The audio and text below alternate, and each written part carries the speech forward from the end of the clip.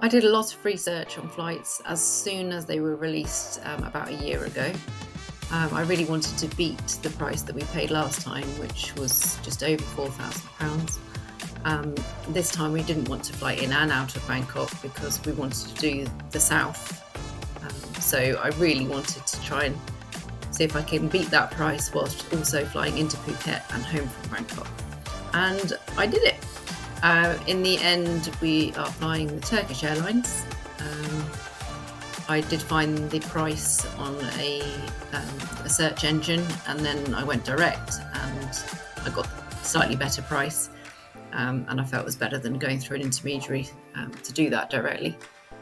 So it came in 3,933 for 4 tickets with a bag each, and we're flying via Istanbul, and we will be flying into Phuket and then home from Bangkok. We booked all of our accommodation on agoda.com. We use an app. It makes everything really easy to track as we travel, so we can see what's coming up next. On average, across the whole trip, our accommodation comes in at about £75 a night.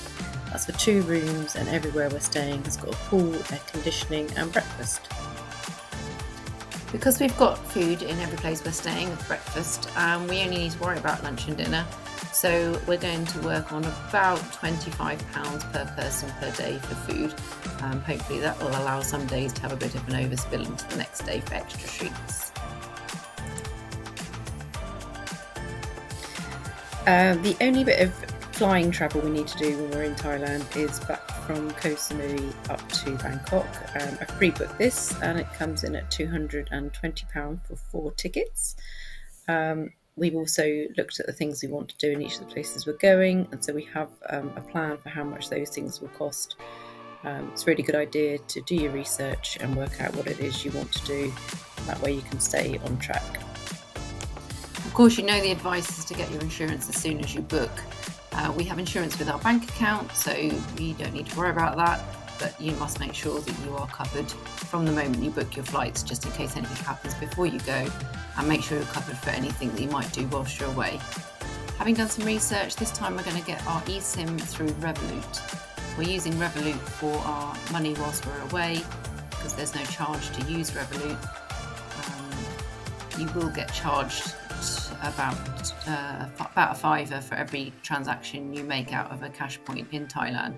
So limiting that is much advised, otherwise it's going to cost you quite a lot extra. Likewise, getting all your currency exchanged in the UK before you go isn't the best option either.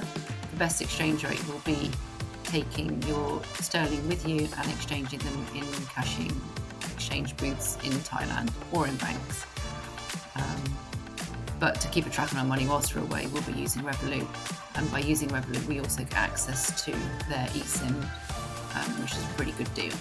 So that brings us to our total, about £8,000 for 4 people, which when you think about going to Turkey or Egypt or somewhere like that for a 2-week all-inclusive holiday, you could easily spend the same amount. We're going away for 18 nights and we're having a trip of a lifetime. Really encourage you to think outside the box. Maybe give it a go yourself next year.